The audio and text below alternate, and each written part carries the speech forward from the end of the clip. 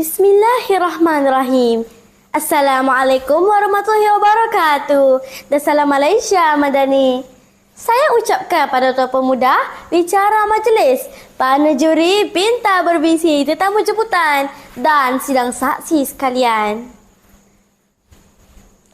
Pergi ke hutan mencari buah, tersadung akar, batang berduri.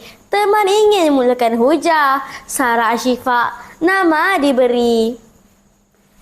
Bunga di taman, bunga lili. SK Seri Kemaman, saya wakili. Berdirinya saya di sini, bukannya untuk bermada pujangga, namun untuk menyampaikan hajat, menghuraikan hujah pidato saya yang bertajuk Masa dalam Kehidupan. A'udzu billahi minasyaitonir rajim. Bismillahirrahmanirrahim. Wal 'asr innal insana lafi khusr. Innal ladzina amanu wa 'amilus solihati wa tawasaw bil haqqi wa tawasaw bis sabr.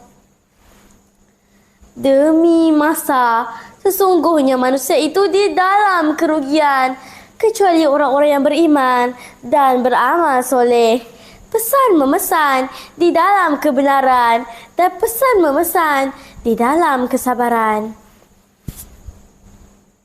Masa didefinisikan sebagai jarak waktu antara satu waktu dengan satu waktu yang lain. Masa merujuk Kamus Dewan, edisi keempat, halaman 1000, membawa arti jangka masa tertentu, iaitu ada permulaan serta batasnya. Apakah yang dimaksudkan dengan ada batasnya? Izinkan saya memberi huraian. Masa sekarang tidak akan sama seperti semalam, tidak akan sama dengan hari keesokannya. Setiap detik yang berlalu akan berganti dengan yang baharu. Hari ini tetap akan berlalu, akan berganti dengan yang baharu. Hari ini tetap akan berakhir, pasti tidak berulang. Oleh yang demikian, tepatlah seperti pepatah Melayu dahulu yang kita dengari sehingga sekarang. Masa itu emas, serta tidak terkira nilainya.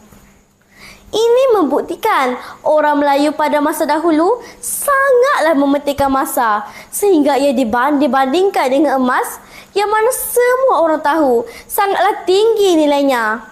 Orang-orang dahulu menganggap masa perlu diisi sebaik-baiknya dengan perkara-perkara yang berfaedah. Semua orang memiliki masa yang sama. Seorang jutawan memiliki masa yang sama dalam sehari dengan seorang pengemis, iaitu 24 jam sehari, seminggu 7 hari, setahun 12 bulan dan selanjutnya. Begitu juga buat pelajar, guru, menteri mahupun seorang raja. Namun, apa yang membezakan jurang masa mereka adalah cara mereka mengagihkan masa dalam kehidupan seharian mereka. Begitu juga nilai masa terhadap mereka. Malah tidak dapat dinafikan, Islam juga menitik beratkan agar umatnya menepati masa. Tuan dan puan, sidang pendengar, kerangka pidato saya berteraskan 3 paksi utama yang akan saya huraikan sebentar nanti. Rakan teman, pewaris keilmuan. Premis saya yang pertama, dapat memupuk disiplin diri yang mantap. Seseorang itu akan dapat memupuk sifat menepati masa jika mereka mampu menguruskan masa secara efektif. Pembahagian masa yang berkesan juga dapat menjadikan seseorang itu patuh pada peraturan yang ditetapkan. Sebagai contoh, seorang pelajar perlu merancang masa dengan betul apabila mereka pulang dari sekolah, seperti menetapkan masa belajar, menyiapkan kerja rumah dan mengulang kaji pelajaran di samping menonton televisyen dan membaca Al-Quran.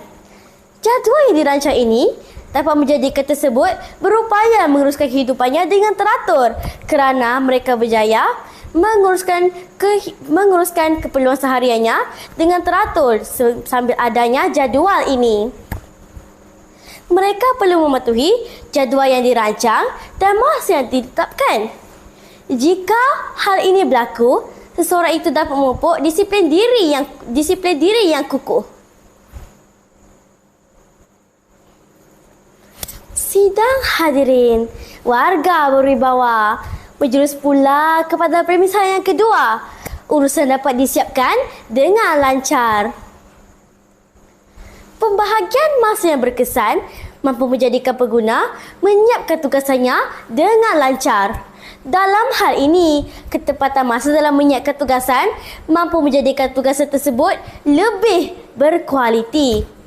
Mereka tidak akan tergesa-gesa melakukan tugasan sekaligus meningkatkan kualiti serta tahap pekerja tersebut.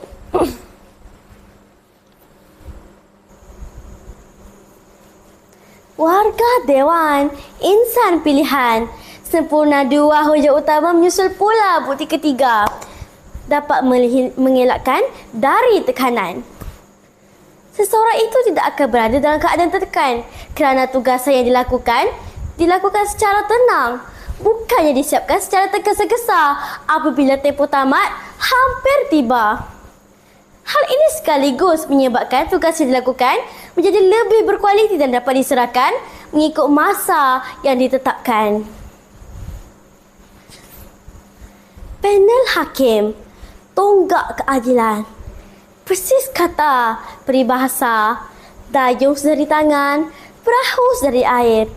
3 tonggak utama hujah telah saya bicarakan. Kaedah pengurusan masa efektif dapat memberikan banyak manfaat seperti melancarkan urusan, memupuk disiplin diri yang tinggi dan mengelakkan stres. Tuan dan puan yang saya hormati, saya akhiri ucapan saya dengan serangkap pantun. Putih-putih bunga melati, harum mewangi di pagi hari. Pidato saya cukup di sini. Ada rezeki berjumpa lagi. Wabillahi taufiq wal hidayah. Wassalamualaikum warahmatullahi wabarakatuh.